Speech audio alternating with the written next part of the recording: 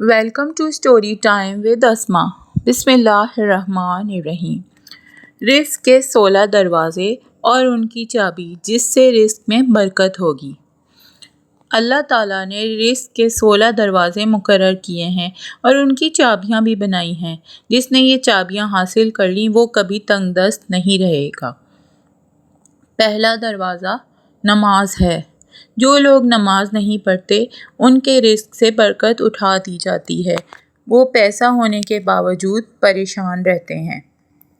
دوسرا دروازہ استغفار ہے۔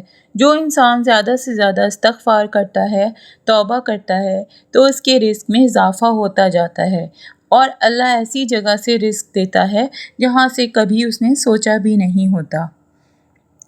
تیسرا دروازہ صدقہ کرنا ہے۔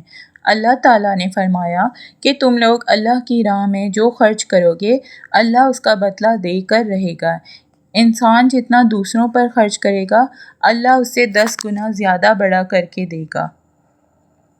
چوتھا دروازہ تقوی اختیار کرنا ہے۔ جو لوگ گناہوں سے دور رہتے ہیں اللہ تعالیٰ ان کے لیے آسمان سے رزق کے دروازے کھول دیتا ہے۔ پانچواں دروازہ نفلی عبادت ہے۔ جو لوگ زیادہ سے زیادہ نفلی عبادت کرتے ہیں اللہ تعالیٰ ان پر تنگ دستی کے راستے بند کر دیتا ہے۔ اللہ کہتا ہے اگر تو عبادت میں کثرت نہیں کرے گا تو میں تمہیں دنیا کے کاموں میں الجھا کے رکھ دوں گا۔ لوگ سنتوں اور فرض نماز پر توجہ دیتے ہیں لیکن نفل نماز چھوڑ دیتے ہیں جس سے رزق میں تنگی ہو جاتی ہے۔ چھٹا دروازہ حج اور عمرہ کی کثرت کرنا ہے۔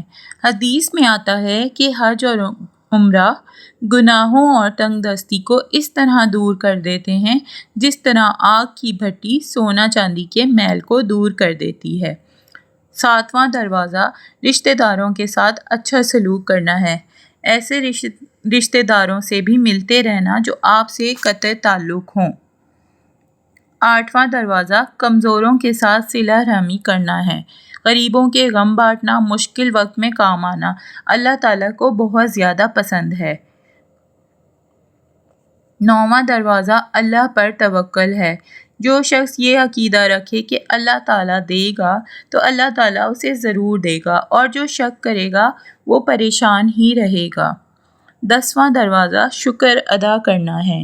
انسان جتنا شکر ادا کرے گا اللہ رزق کے دروازے کھولتا چلا جائے گا۔ 11واں دروازہ گھر میں مسکرا کے داخل ہونا ہے۔ گھر میں مسکرا کر داخل ہونا بھی ایک سنت ہے۔